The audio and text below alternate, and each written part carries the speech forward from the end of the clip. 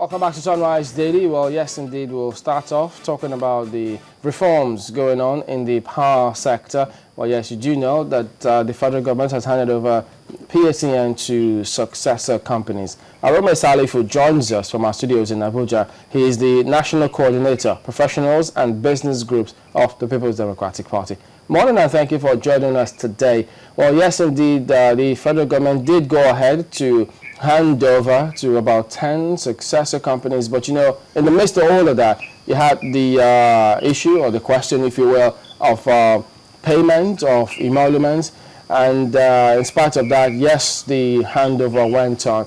How do you view the reforms with respect to this handover, first and foremost?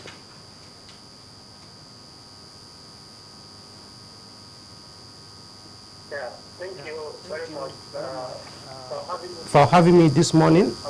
I want to first and foremost begin by congratulating Nigerians for their support, for their optimism, and for being hopeful towards ensuring that we have stable electricity for Nigerians. You agree with me that this process started immediately the current administration of President Goodluck Jonathan came into power. He set up the Presidential Task Force on Power, headed by Chief Dagogo Jack. And then, of course, there was a technical committee to look into the processes, the procedures that will ultimately guarantee the smooth transition and the privatization of the power sector in this country. The process has been credible, has been transparent, has been fair, and has been very competitive, has been demonstrated in the last 1 year.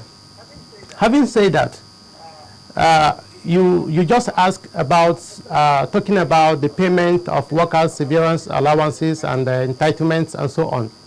Yes, of course. The federal government has worked assiduously to ensure that all those who are entitled to being settled in the entire process are being settled as such. I'm very much aware that about 40,000 workers are already about to be fully settled, and of course the remaining number are to be settled after the verification exercise is completed. Yes, but so I truly want to I truly want to congratulate Nigerians for the optimism, and equally congratulate Mr. President for working tirelessly to ensuring that Nigerians have stable power supply, for their use. Aroma, I mean, while you congratulate Nigerians, what do you know? What can you tell us about, for instance, of course, you know that you have the generation, transmission, and distribution. So, are you factoring in all of these three aspects while you're congratulating Nigerians? Because if you only have to do with the distribution, do we have increased capacity in generation and transmission? Because they all have to work together effectively. Okay. We have 9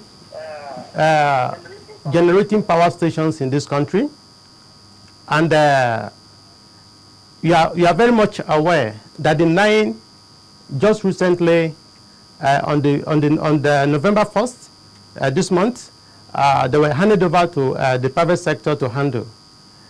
We all know that the challenge with our power supply in this country has to do, of course, with the 3 stages that you just mentioned, talking about generation, transmission, and distribution.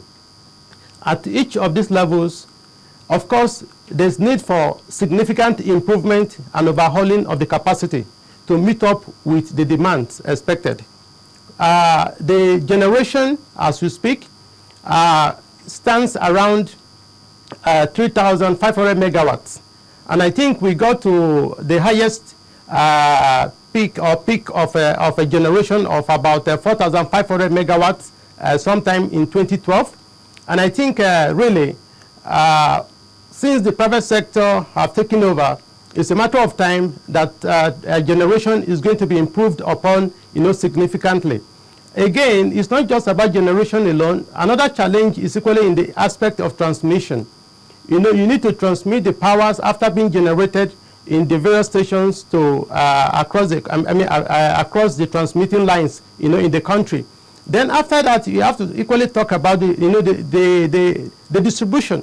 So all of these levels of value chain in the power sector are already being addressed. The NIPP projects are already going to be on stream sometime next year, early part of next year. And of course, they are going to add about 10,000 megawatts, to the entire national grid.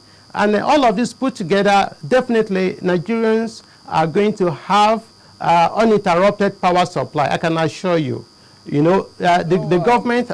Yes. Yeah, because, when the president was in Lagos and he launched that power sector roadmap, and I mean, looking through that, you've had several shortcomings, even though they explained to us what actually happened.